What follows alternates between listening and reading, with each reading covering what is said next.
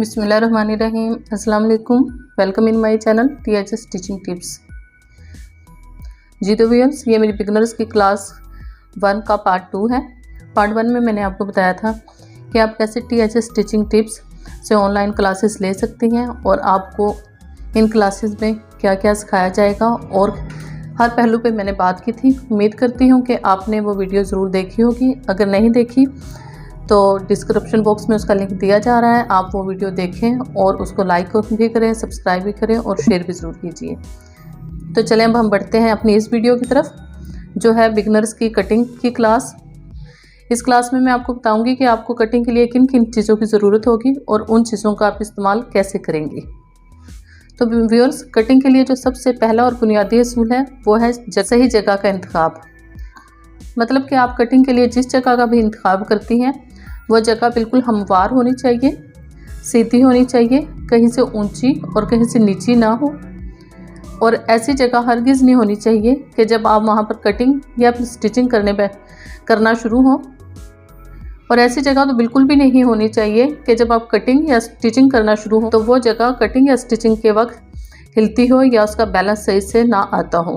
क्योंकि होता क्या है कि ऐसी जगह जिसका बैलेंस सही ना हो कटिंग करते हुए, वो हमारी कटिंग को ख़राब करती है और उससे कटिंग में फिनिशिंग भी अच्छी नहीं आती और सफाई भी अच्छी नहीं आती।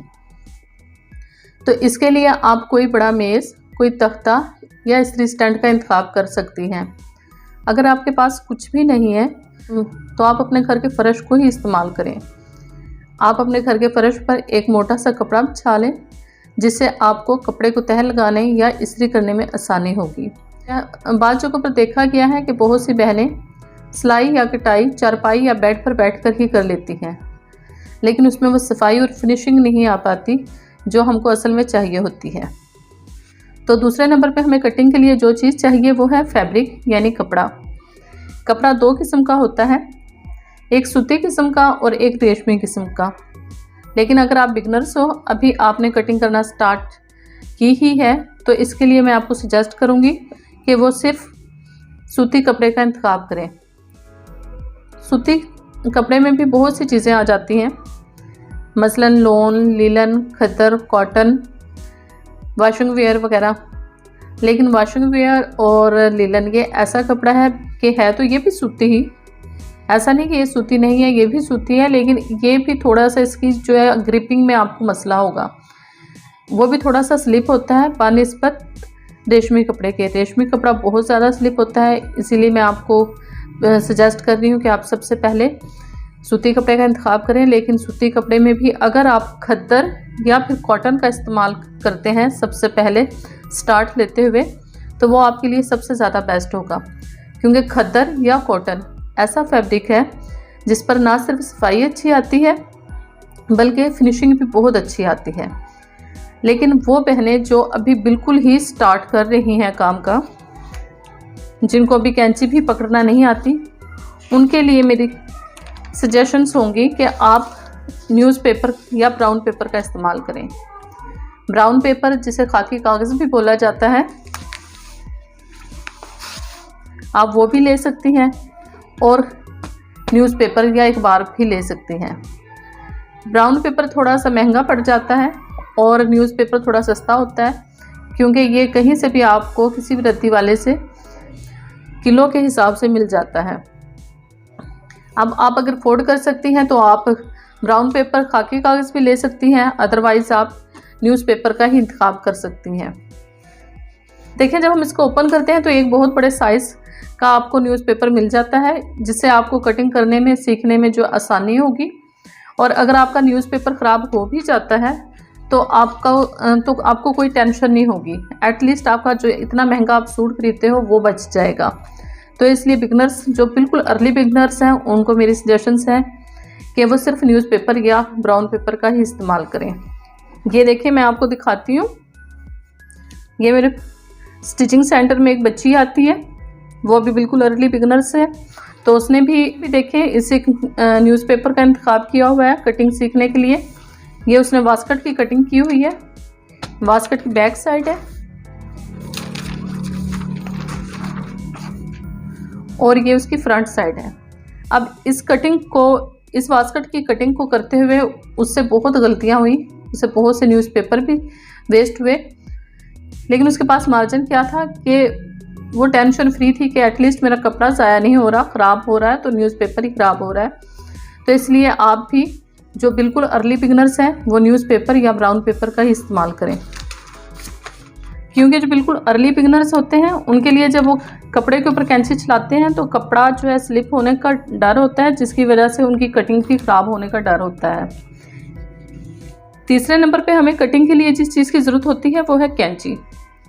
व्यूअर्स, कैंची का इंतखाब करते हुए आपको जिस बात को ध्यान में रखना बहुत ज़रूरी होता है वो है कैंची का साइज़। कैंची बहुत बड़े साइज़ की या फिर छोटे साइज़ की मत लें आप। कैंची हमेशा मीडियम साइज़ की होनी चाहिए। मीडियम साइज़ की कैंची हर किस्म के कपड़े को कवर कर सकती है। दूसरे नंबर पे जिस चीज़ को आपने ध्यान में रखना है वो है कैंची की धार। कैंची की धार ना सिर्फ कि अच्छी हो बल्कि तेज़ भी होनी चाहिए।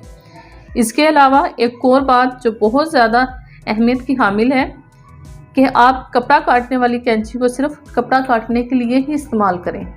कपड़ा काटने वाली कैंची से आप कोई कागज़, अखबार, कार्ड, प्लास्टिक या फिर शॉपर वगैरह मत काटें, क्योंकि इससे कैंची की धार ख़राब होने का डर होता है। और अगर कैंची की धार ख़राब होगी तो आपकी कपड़े की कटाई भी अच्छी नहीं आएगी।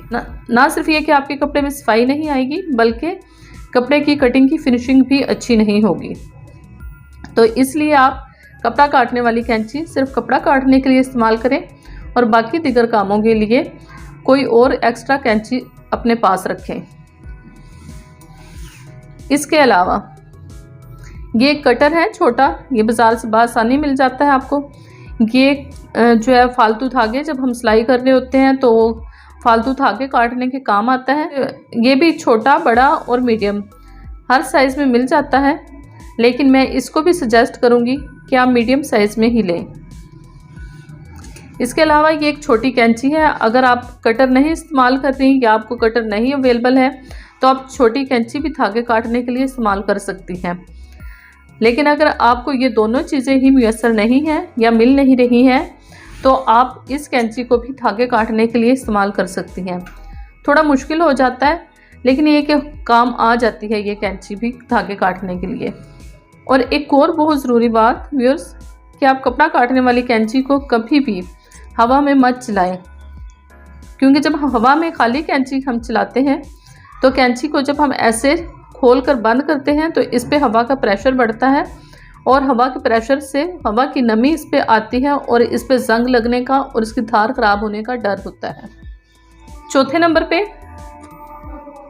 कटिंग के लिए जिस चीज़ की हमें बहुत ज़रूरत है वो है इंचीज़ टेप। इंचीज़ टेप का इस्तेमाल जब हम कपड़े का नाप लेते हैं तो उस वक्त किया जाता है, और ये कपड़े का सही नाप या फिटिंग का सही नाप लेने के लिए बहुत ज़रूरी चीज़ है।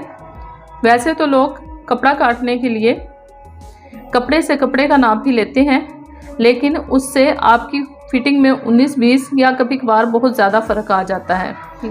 इसलिए मैं आपको सजेस्ट करूँगी कि आप कपड़ा काटने या कपड़े की पैमाइश के लिए सिर्फ इंचीज़ टेप का ही इस्तेमाल करें।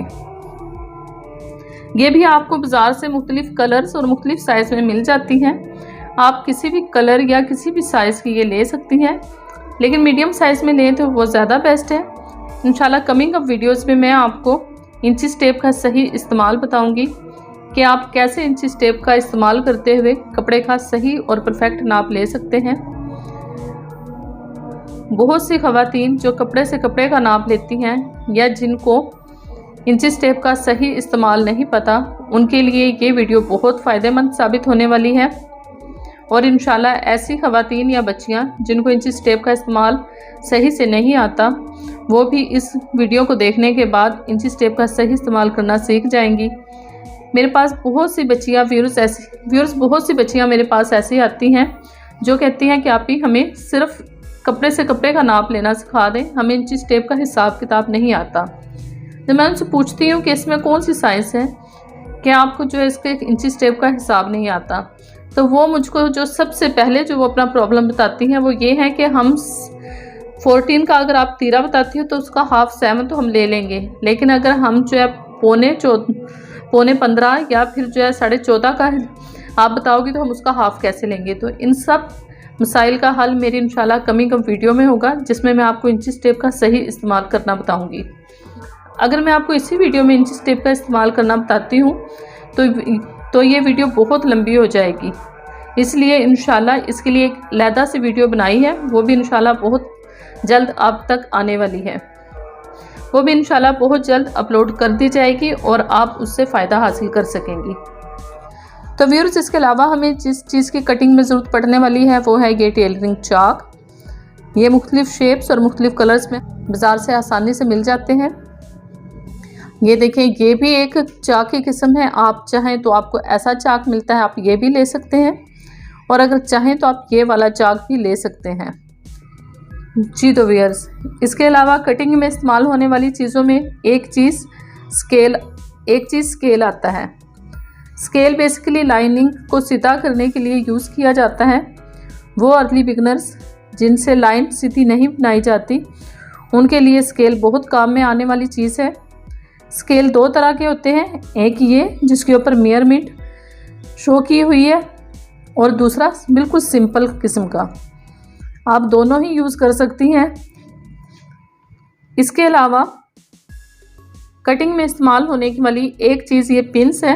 اس کا اصل مقصد یہ ہوتا ہے، جو کپڑے کے اوپر کٹنگ کرنا سٹارٹ کر چکی ہے تو کپڑے کی تہہ کو گرپ کرنا یا اس کو قابو کرنا، کور کرنا ہے، اس کا اصل مقصد ہوتا ہے کہ کپڑے کی ایسا نہ ہو کہ آپ کپڑے کی 2 تہہ کاٹ دیں اور تیسری آپ کی کینچی کی زد میں نہ آئے۔ اس لیے چاروں تہہ کو آپ ایک ہی بار میں کاٹ سکیں یا آپ کا کپڑا سلپ نہ ہو، یا پھر آپ کو جب سلائی آپ کرتی ہوں گی تو سلائی کرتے ہوئے زیادہ تر یہ لائننگ والی قمیضیں، مطلب شمیز والی قمیضوں کو گرپ کرنے کے کام آتی ہے۔ بہت کام کی چیز ہے، آپ یہ بھی یوز کر سکتی ہیں۔ اس میں ایک چھوٹے بیڈز والی ہوتی ہیں، وہ بھی یوز کر سکتی ہیں پنس۔